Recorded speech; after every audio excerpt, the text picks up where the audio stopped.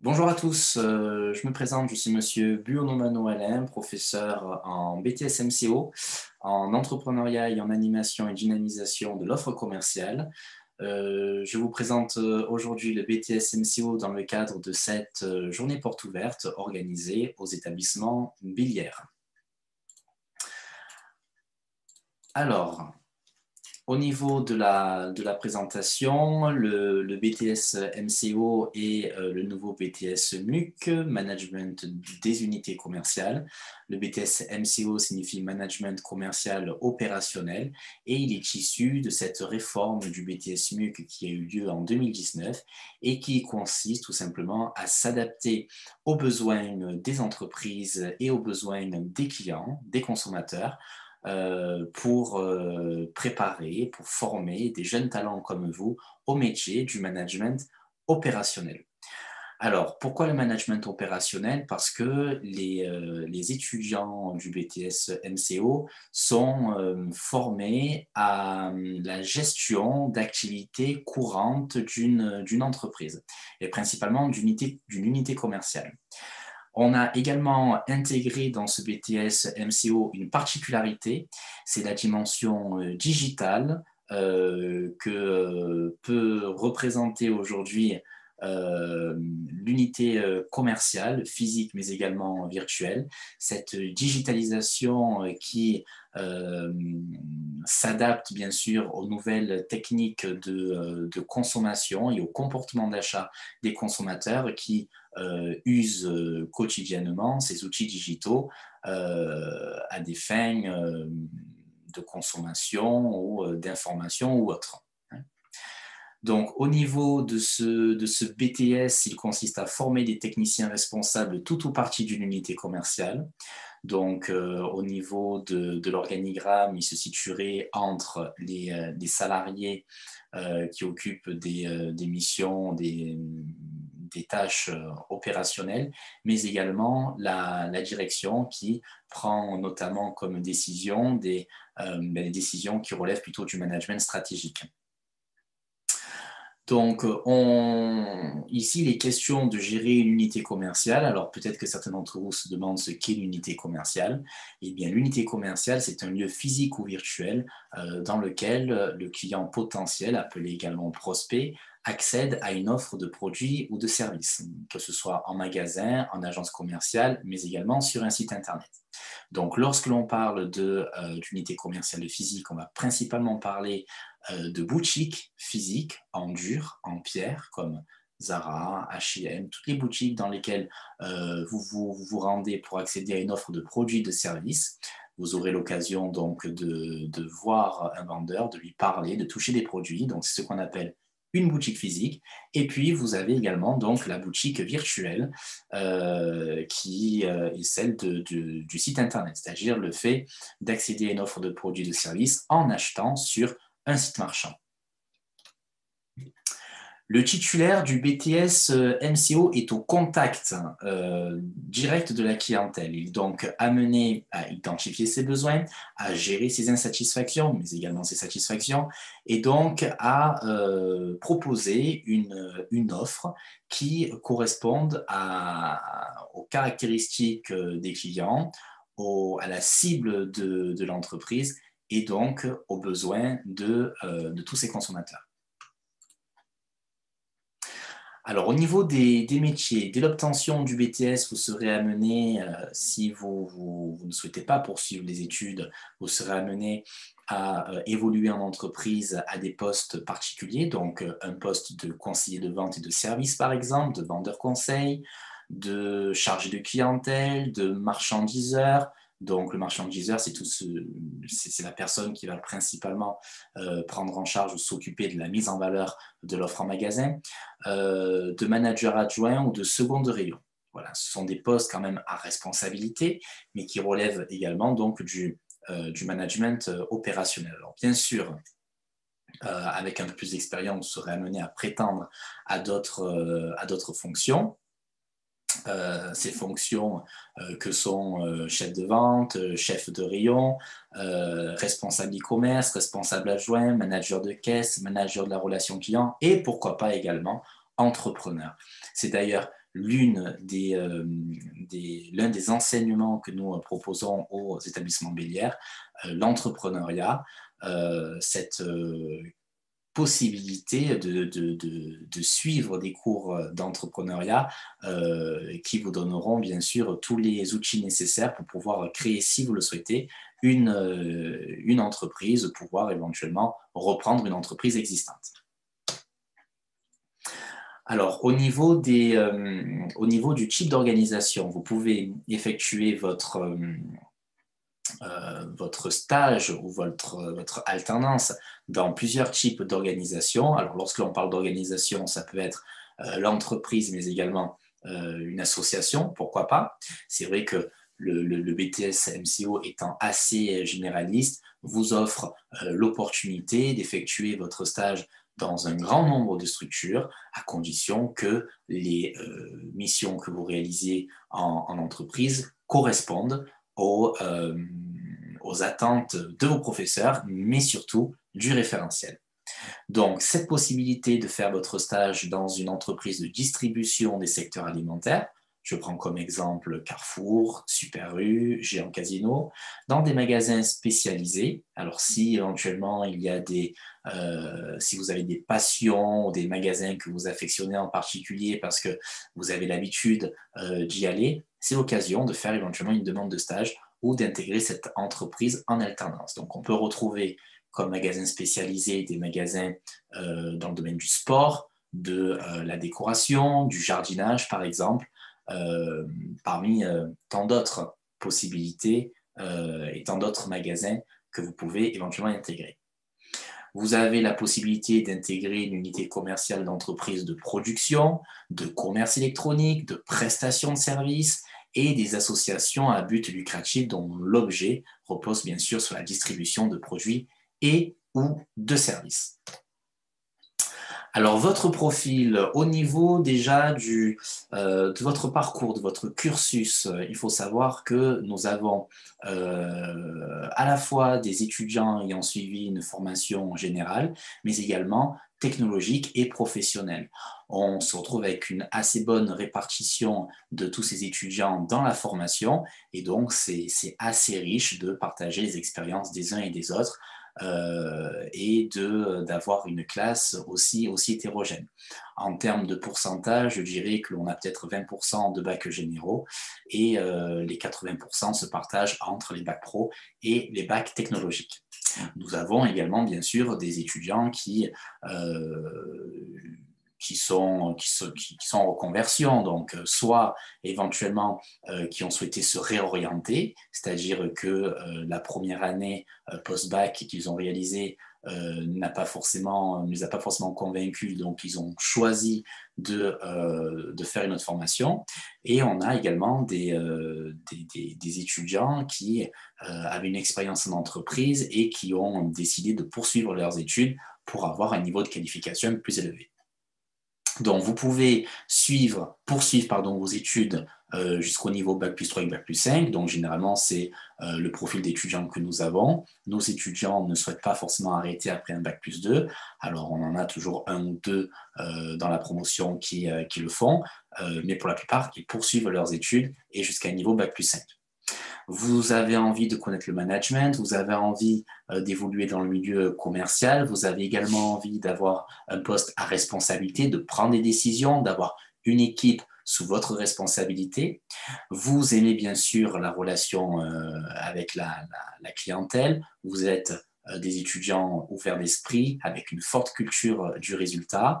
Et bien sûr, vous êtes également très rigoureux, sérieux, organisé, et vous avez un niveau correct dans l'ensemble des matières générales. Éventuellement, si certains d'entre vous ont suivi une formation générale, eh bien, ne vous inquiétez pas, il y aura cette sorte de remise à niveau qui fera que vous validerez les différentes compétences dans la matière professionnelle après avoir suivi rigoureusement le début du programme. Alors, c'est un programme qui est bien sûr complet et professionnalisant. Vous avez envie d'évoluer dans le milieu de l'entreprise, donc du commerce, et vous saurez profiter des stages dont la durée a été rallongée pour acquérir ces compétences tant demandées par les entreprises. Au niveau des enseignements, alors on a deux types d'enseignements, l'enseignement général et l'enseignement professionnel. En ce qui concerne l'enseignement général, vous avez la culture générale et l'expression, ce qui ressemble un petit peu au français, l'une des matières que vous avez suivies au lycée. On a la communication en langue vivante étrangère, donc ce sont les langues vivantes principalement étudiées à l'école telles que l'espagnol et l'anglais, donc à vous de choisir une langue vivante et éventuellement l'autre, vous pourrez la suivre en option. Et vous avez également la culture économique, juridique et managériale, donc pour ceux qui ont suivi une formation technologique ou professionnelle, vous devriez normalement avoir des connaissances déjà dans ce domaine. Au niveau de l'enseignement professionnel, on se retrouve avec le développement de la relation client et la vente conseil. Donc ici, vous serez préparé aux techniques de veille informationnelle et à la relation client conseil. Vous serez donc amené à faire notamment toutes sortes de jeux de rôle pour appréhender les techniques de vente et donc appréhender la relation que vous pouvez avoir avec votre client. Vous avez l'animation et la dynamisation de l'offre commerciale qui consiste ici à étudier le marché, à proposer l'offre de produits, de services adaptés à ce marché et à intégrer toutes ces techniques de communication, d'animation que l'on retrouve en unité commerciale. Avec l'intégration, bien sûr, de la digitalisation, création de sites internet, animation de réseaux sociaux notamment. Vous avez la gestion opérationnelle qui consiste à acquérir ici des compétences en gestion comptable et commerciale. Donc ici, vous étudierez tout ce qui concernera la gestion des stocks, par exemple, les documents comptables tels que le compte de résultat ou le bilan comptable, le budget de trésorerie, la facturation, le budget de TVA et éventuellement d'autres activités qui sauront faire de vous un manager complet et polyvalent. Vous ferez également donc du management de l'équipe commerciale. Cette matière consistera à motiver les hommes et les femmes qui travaillent au sein de votre équipe, à effectuer des missions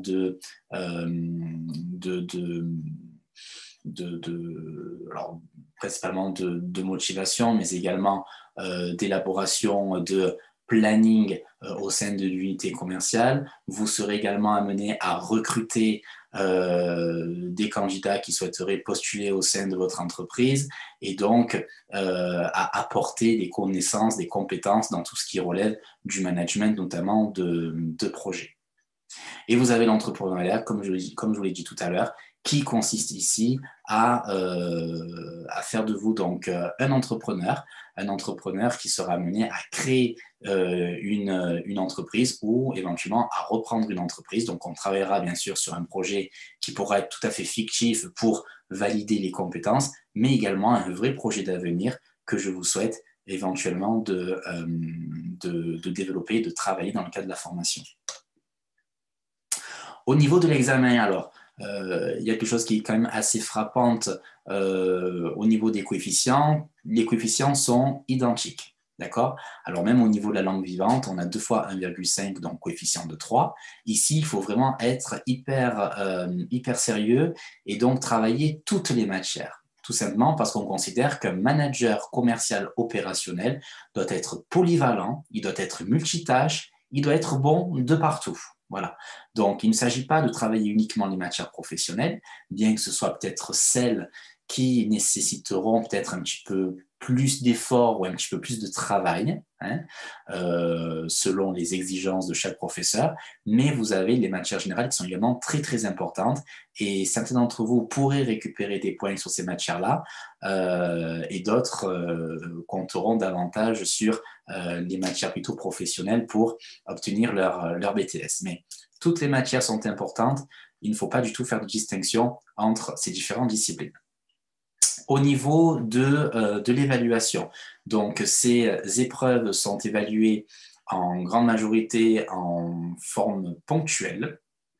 Alors, éventuellement, on retrouve la possibilité de valider les épreuves en contrôle continu uniquement pour les établissements privés sous contrat ou publics. Donc, au sein de notre structure, nous avons l'école supérieure Billière, qui est une école privée sous contrat, et nous avons Billière Formation, qui est une école privée hors contrat.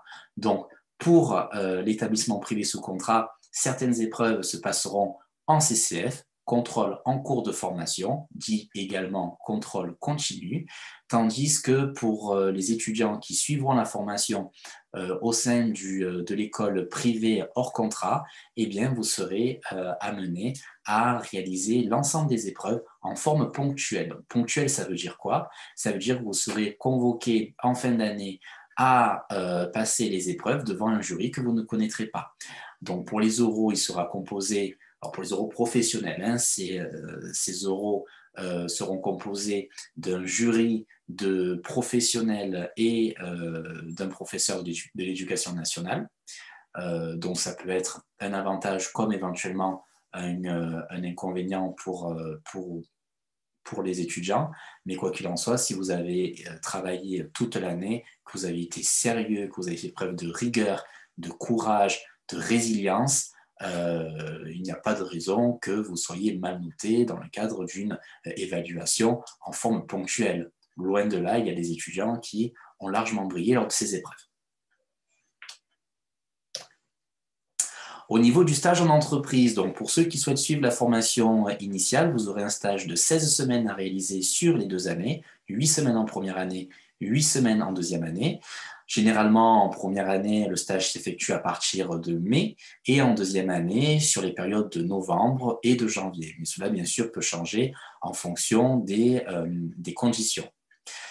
Vous avez cette obligation de réaliser ce stage si vous êtes en initiale, ou sinon, vous ne pourrez pas vous présenter à l'examen. Donc, ces 16 semaines sont précieuses pour que vous puissiez notamment acquérir les compétences dans les différentes matières, mais également passer l'examen.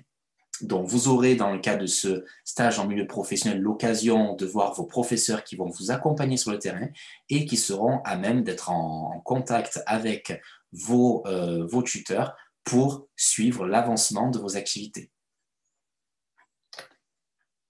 Au niveau de l'alternance, donc l'alternance peut également représenter une opportunité pour certains d'entre vous qui auraient cette envie d'acquérir les compétences professionnelles un peu plus rapidement, vu qu'ils seront amenés à être en entreprise dès le mois de septembre et parfois même à partir du mois d'août.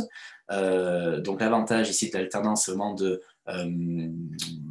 mettre au profit de l'entreprise l'ensemble des connaissances théoriques que vous avez acquises au sein donc, de votre formation.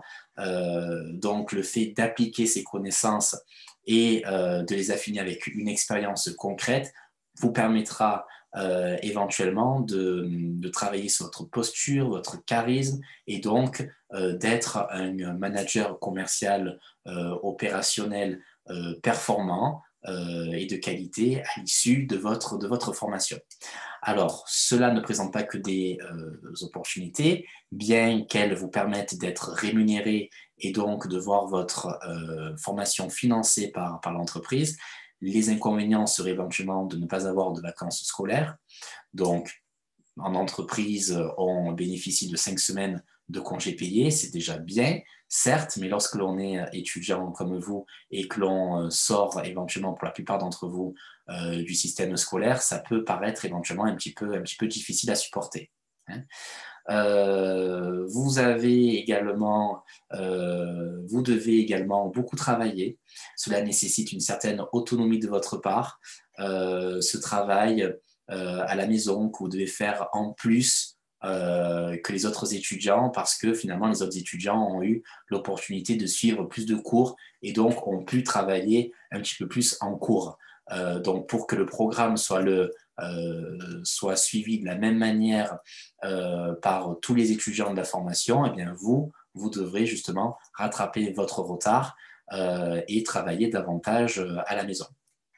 Car le rythme est très soutenu. Vous serez principalement à l'école 2 jours dans la semaine et 3 jours en entreprise. Pour la poursuite d'études, eh bien sûr, vous pouvez poursuivre en Bac+3, Bac+4, Bac+5 dans des écoles de commerce, en licence professionnelle et en licence universitaire, et puis pourquoi pas continuer en master.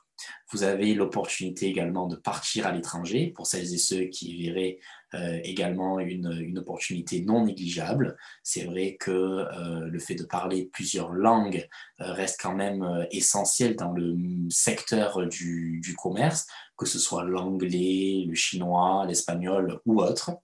Et puis, vous avez également au sein de notre établissement un nouveau bachelor qui s'est ouvert, qui s'ouvre en tout cas en septembre 2020, et qui est le bachelor responsable management opérationnel. Donc, c'est vraiment la formation qui assure le plus la continuité avec le BTS que vous voulez suivre. Ici, vous avez une comparaison avec les autres BTS commerciaux, et lorsqu'on compare ces BTS commerciaux sur la base de plusieurs compétences, telles que la conception d'une stratégie marketing, la participation à la stratégie marketing, la prospection, le merchandising, la négociation, la prospection, on constate que c'est vraiment le BTS MCO qui valide le plus de compétences par rapport au BTS commerce international, communication, NDRC et technique de commercialisation. C'est également le BTS MCO le plus demandé sur les plateformes sur la plateforme Parcoursup, devant le BTS NDRC qui se classe deuxième, et c'est le BTS commercial qui est le plus reconnu par les entreprises, tout simplement. Voilà pour cette présentation. Donc, si vous souhaitez intégrer notre établissement et suivre cette formation, je vous encourage à le faire. Pour cela, vous pouvez contacter notre établissement au numéro qui s'affiche sur cette diapositive, nous envoyer éventuellement un mail et puis nous contacter sur nos réseaux sociaux. Je vous retrouve dans une prochaine vidéo pour répondre à vos questions. Je vous souhaite d'ici là une très bonne journée et je vous dis à bientôt. Au revoir.